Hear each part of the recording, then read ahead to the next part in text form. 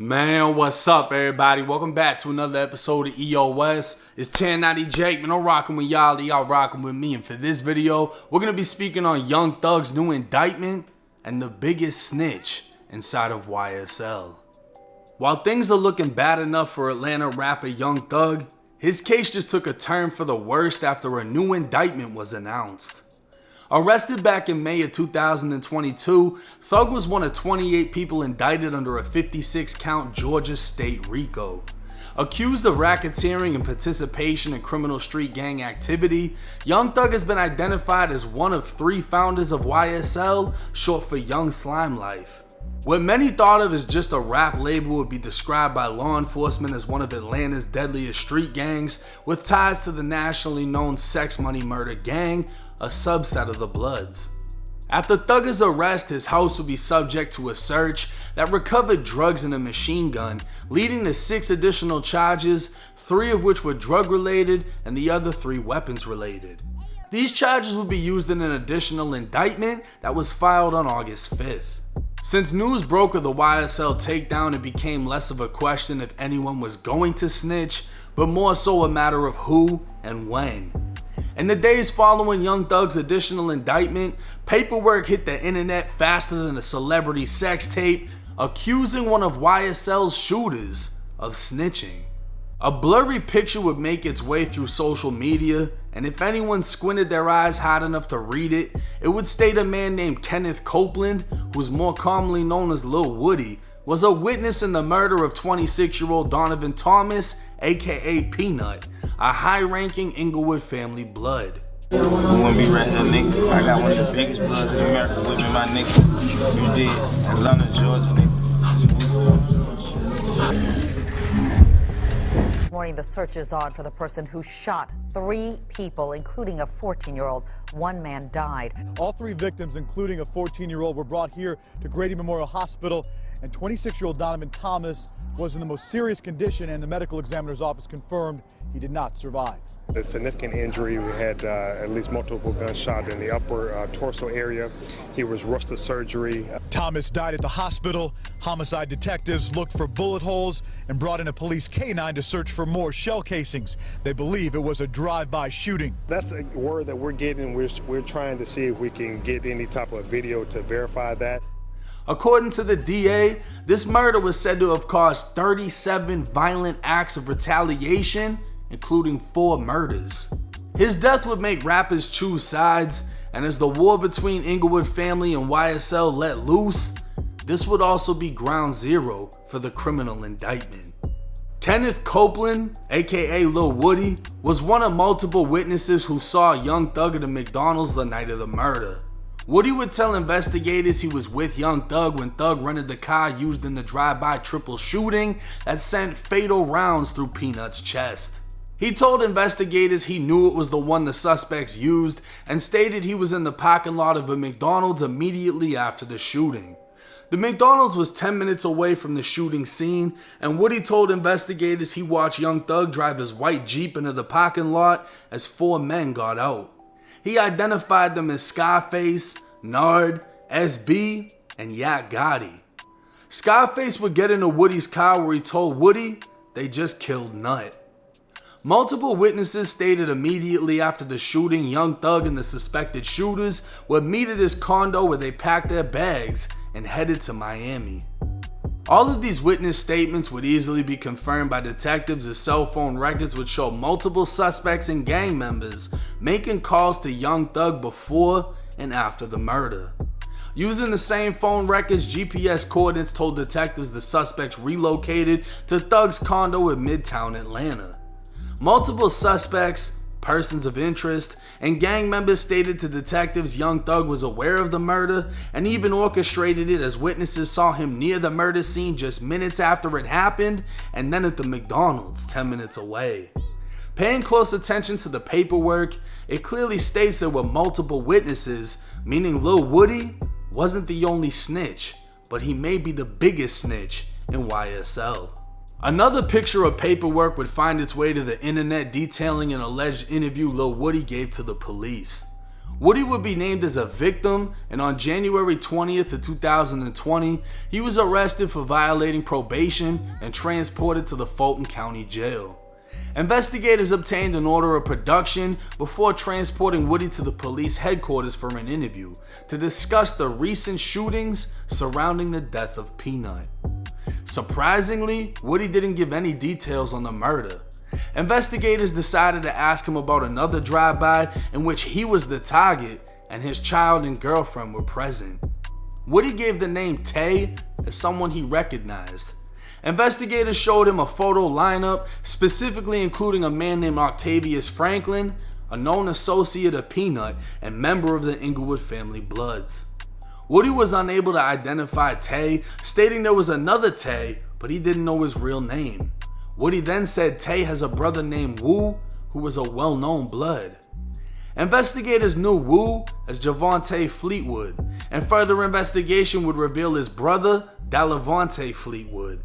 A photo of Dalavante was shown to Woody, and Woody positively identified him as the one who shot at him. So according to these two pictures floating around social media, Lil Woody not only snitched on his own people for murdering Pnut, but he also snitched on the Inglewood family Bloods for trying to murder him. While many are already convinced Lil Woody is a rat, nobody else has been able to produce any of the paperwork, or even a high quality picture of the paperwork, leaving some speculating it could be fake. But that's why y'all rocking with me, and you know I'm rocking with y'all. A 2016 search warrant for Lil Woody's iPhone would reveal new details of what started the war between Inglewood and YSL, confirm Woody is a snitch, and reveal another YSL member spoke with detectives. The current investigation states on January 10th, 2015, YSL member Shannon Jackson, aka SB, fired out of a moving vehicle, shooting high-ranking Inglewood family Blood Pnut to death as he stood in front of a barber shop. Initially, this murder was said to be what started the war, but the investigation revealed 5 days prior to the murder of Pnut, an Inglewood family Blood named Kelvin Watts assaulted and attempted to rob YSL Woody at a nightclub.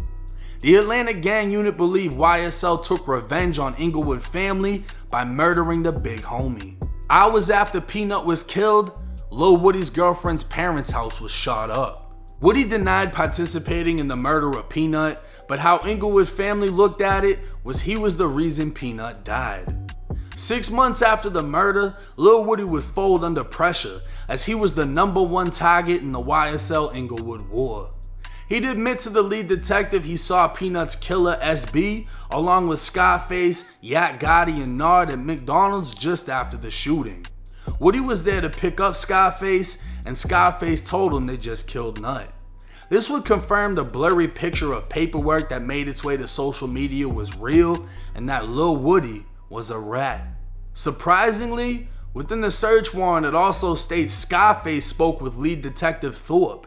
Sxarfaxe told detectives he was with Young Thug when Thug gave the other men the rental after Thug had spotted Pnut outside of the barbershop. Sxarfaxe also told detectives he saw the same rental at the McDonald's after the murder before getting into Woody's car. Further investigation revealed a possible financial motive for murdering Pnut.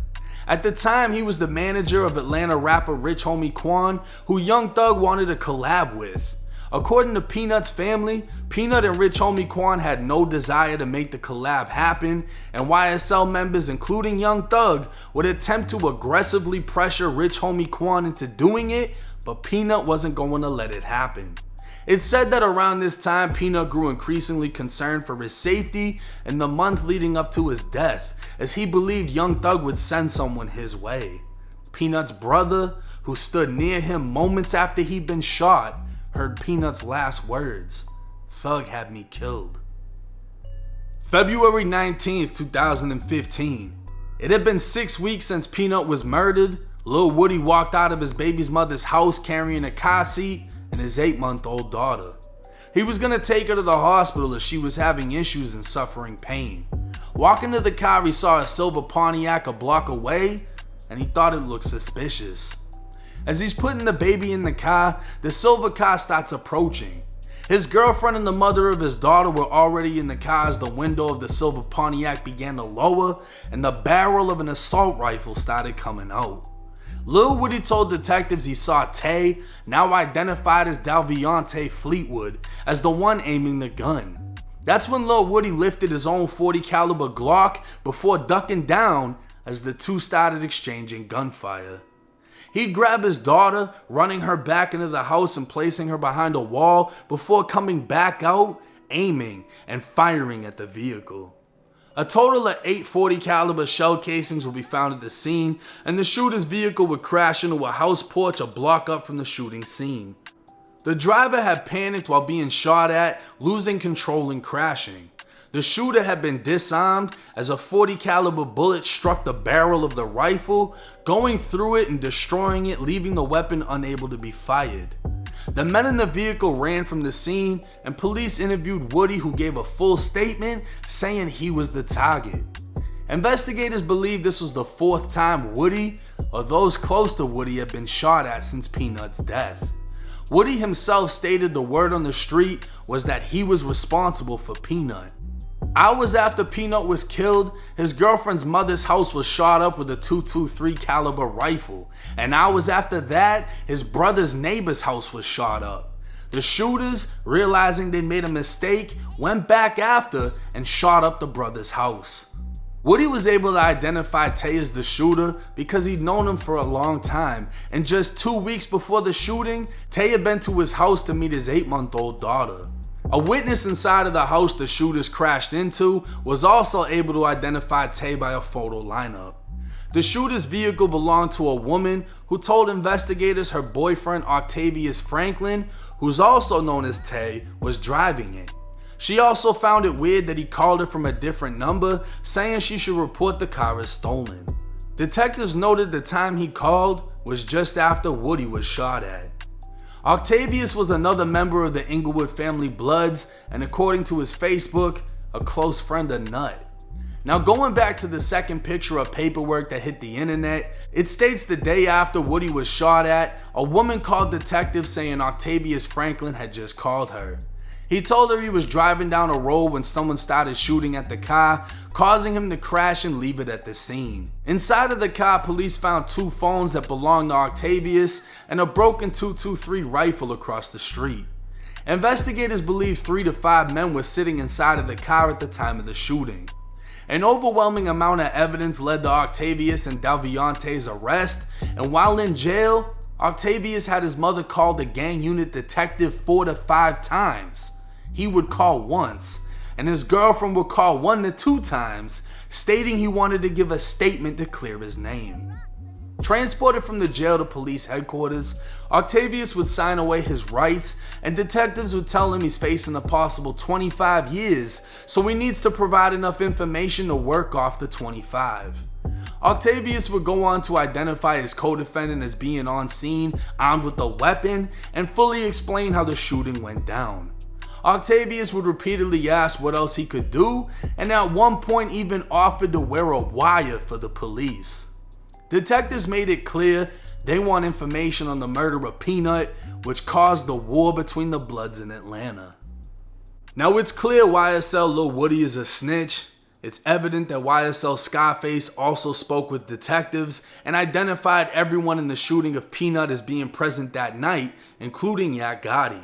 Yak Gotti also gave a previous statement to police in one of 2 interviews that were used to indict another YSL member with conspiracy to commit murder. It's now known that members of Inglewood family Bloods have been targeted by police, and Tay has willingly cooperated. And it's crazy to think that from Inglewood family's perspective, it was Lil Woody who started the war after getting Pnut killed. But from YSL's point of view, Pnut was only killed after Woody was attacked and damn near robbed in a club by Inglewood family. In the end, Woody would snitch on Inglewood family and his own gang who was willing to go to war behind him. So for Young Thug, it sounds like too many members of his own gang, never mind the other gang, have given statements and identified him as the one who orchestrated the murder of Pnut and saw it through, as they've identified him as being in the area before and after the murder. With time, I'm sure even more statements will break the internet, as Lil Woody has been in paperwork dating back to 2016, and it's only just now coming to light. But with the pressure of these new indictments being applied, more members will be tempted to come forward. At this time, YSL's biggest snitch, Lil Woody, is an inmate within the Georgia State prison system after a plea deal for a drug conviction sentenced him to 15 years with 3 years to be served in prison and 12 years on probation. Lil Woody has not been indicted in the YSL takedown, and his earliest prison release date is August of 2023. Man, the amount of snitching in this case, given my honest opinion, Young Thug's freedom might be a thing of the past. I'm not trying to speak negatively. I'm not biased in this situation. I'm taking into account the amount of evidence they already have, the amount of witnesses they already have cooperating, who are YSL gang members, Inglewood Family Bloods, and just everyone else, all the miscellaneous people.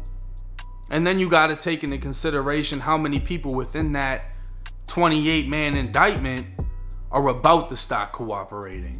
But with Lil Woody in the prison system, if he isn't on PC right now, he will be after this video is made, and I'd be surprised if he makes it to his release date. And if he is released on probation, his information is going to be posted on the court site, and I highly doubt they're going to let him get away. But hey, it's 1090 Jake. I'm rocking with y'all, and y'all rocking with me. Till next time.